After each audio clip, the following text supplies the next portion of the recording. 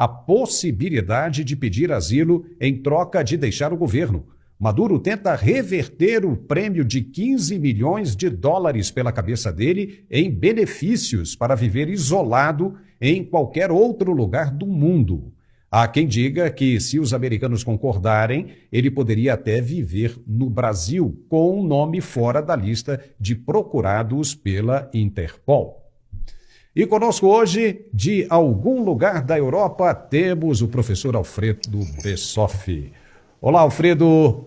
É um prazer tê-lo aqui conosco novamente. O presidente venezuelano está bufando, prometendo sangue derramado, mas no fundo, já sentiu que a derrota está próxima, né? Como é que você vê essa possibilidade de negociação com os Estados Unidos? Olha, eu comecei a rir me lembrando o seguinte: eu penso que esses ditadores, os ditadores dos dias atuais, todos os ditadores, eles são patéticos. Eles vivem desconectados da realidade. Isso é com Maduro, é o Ortega, é os Castros, é o Lula. Você observa o Xi Jinping, eles vivem num mundo aleatório, num mundo descontextualizado. Essa conversa de um asilo do Maduro no Brasil, essa conversa eu tive com alguns representantes venezuelanos, jornalistas e outras pessoas que têm ativismo político contra o Maduro fora da Venezuela.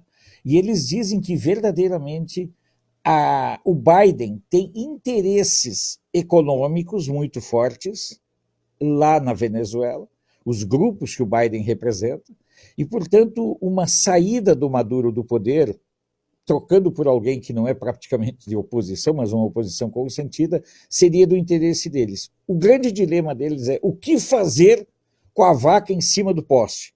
E, aparentemente, a solução que eles irão encontrar num primeiro momento seria colocá-lo no Brasil, até ele ter a possibilidade e a garantia de migrar para algum outro país mais amigo dele.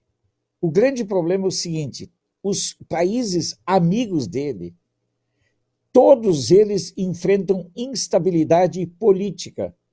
E aí resta saber, o Irã está em instabilidade política, a China com instabilidade política, a própria Rússia, que são os três grandes protetores do Maduro. Portanto, a Venezuela, os venezuelanos querem se livrar do Maduro. E os americanos gostariam de livrar a cara do Maduro, concedendo a ele asilo em algum país. Mas você pensa o seguinte, Paulo, olha, que momento patético que vive o nosso país. Nós nos assumiremos claramente como uma terra da impunidade internacional.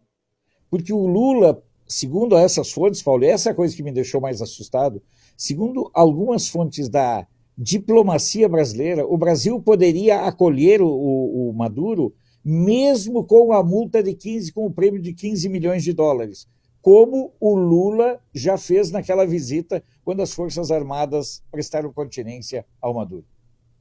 Mas isso aí já seria um outro problema, né? O Maduro, para sair dali, ele sairia com a garantia de que o nome dele fosse retirado da lista da Interpol e de procurados pelo mundo. Ok, não retirando, se ele fugir dali, porque se ele ficar na Venezuela, a Venezuela não será mais um paraíso para ele, né? E Maduro já acumulou aí bilhões e bilhões de dólares, né? Vamos supor assim. Eu diria, não bilhões, mas milhões. E, vindo para o Brasil, o que poderia acontecer, ele estaria também vulnerável, porque em todo o continente americano, né, nós temos aí venezuelanos, né, irritados com o presidente da Venezuela. Então, eu acho que o único caminho para ele seria Cuba, né, onde a contra-inteligência cubana exerce, né, um trabalho muito forte dentro da Venezuela, e o outro caminho seria o leste europeu, em algum lugar, na Bielorrússia e por aí vai. Se ele passasse pelo Brasil, seria uma passagem rápida. Você não acredita nisso, não? Eu vejo uma outra alternativa. Espanha. Preste atenção que a Espanha também está virando depósito. Lá está o Alberto Fernandes, o ex-presidente da Argentina está lá, e o Aznar, o ex-presidente do governo espanhol, tem uma relação muito próxima com o Maduro, e lembre-se que El Pollo Carvajal Estava na Espanha, exatamente, ele também estava lá. E que denunciou cerca de 400 milhões de dólares em financiamento do narcotráfico para a esquerda espanhola. É assustador. Isso é verdade.